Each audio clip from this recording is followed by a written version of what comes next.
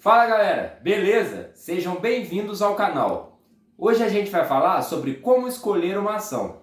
Para a gente escolher uma ação, a gente precisa olhar para pelo menos 5 pontos, que é lucratividade, rentabilidade, endividamento, crescimento, governança corporativa e preço. Dentro desses 5 aspectos, existem vários indicadores e a gente vai falar sobre alguns. Entre lucratividade e rentabilidade, o ROI, que é o retorno sobre o patrimônio líquido. O ROI serve para expressar em porcentagem a capacidade da empresa de transformar os ativos em lucro. A gente vai calcular o ROI pegando o lucro líquido sobre o patrimônio líquido. Isso vai dar uma porcentagem para a gente da capacidade da empresa em remunerar o acionista. A gente também tem o ROA, que é o retorno sobre o ativo. A gente usa o ROA para calcular a capacidade da empresa em pegar todos os ativos disponíveis e transformar em lucro.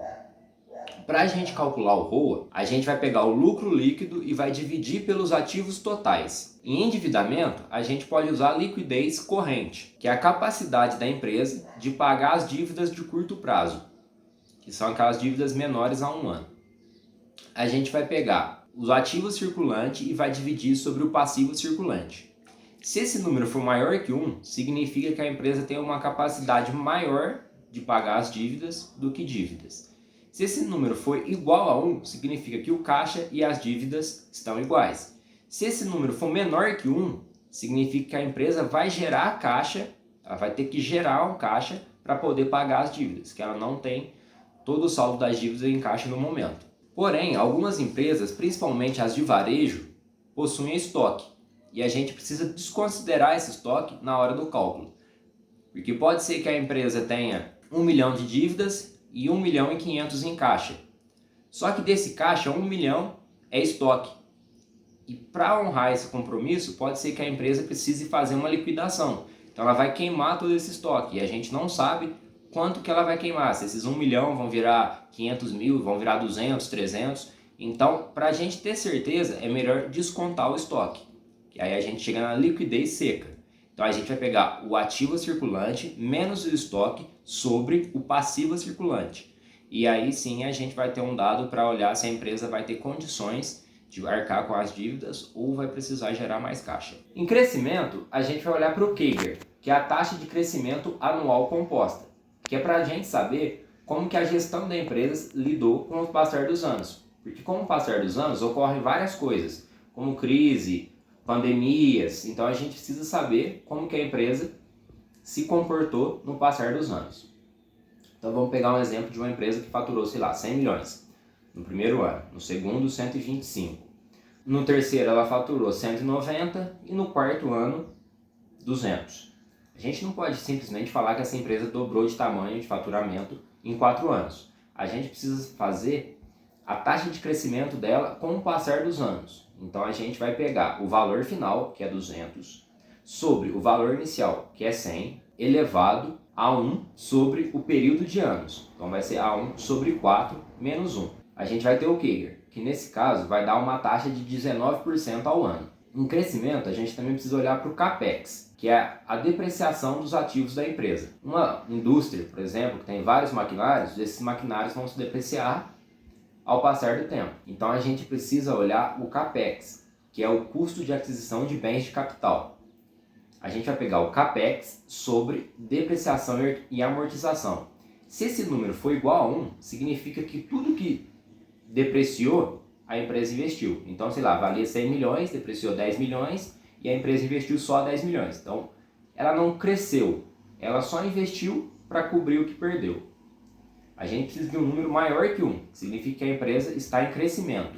Ela está investindo mais do que o patrimônio está depreciando. Em governança corporativa, a gente vai precisar olhar para 2 indicadores pelo menos, que é o CVM 358, que é uma norma da CVM, que é para a gente saber se os diretores e executivos daquela empresa possuem ações da mesma.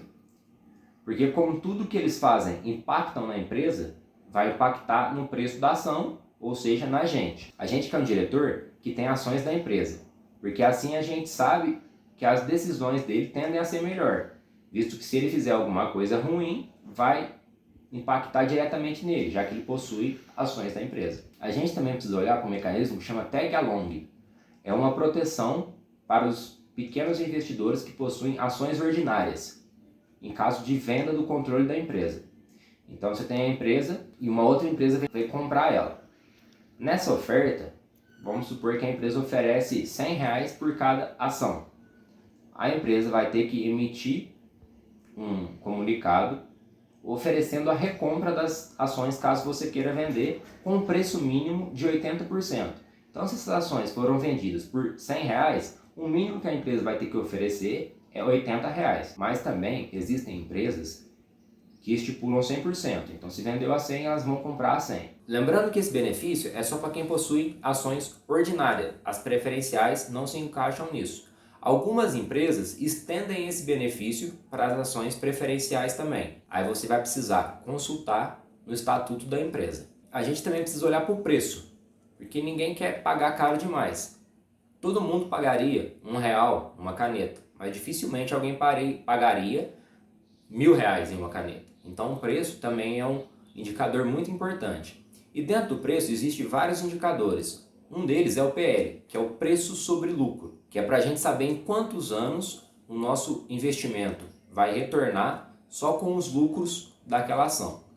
A gente vai pegar o preço por ação e vai dividir o lucro por ação. Um PL mais baixo significa que o investimento vai retornar primeiro. A gente também precisa olhar para o P sobre VP, que é o preço sobre o valor patrimonial. A gente vai pegar o preço de todas as ações somadas e vai dividir pelo valor patrimonial da companhia. Se esse número for menor que 1, significa que a empresa está sendo negociada a um valor abaixo do seu valor patrimonial. Nesse caso, pode ser uma boa, porque a gente vai estar comprando uma ação com desconto. Pode ser também que a empresa recompre as suas próprias ações, já que elas estão sendo negociadas abaixo do valor patrimonial. Pode ser também que os investidores tenham achado algum problema naquele ativo, por isso resolveram sair e o preço dele caiu.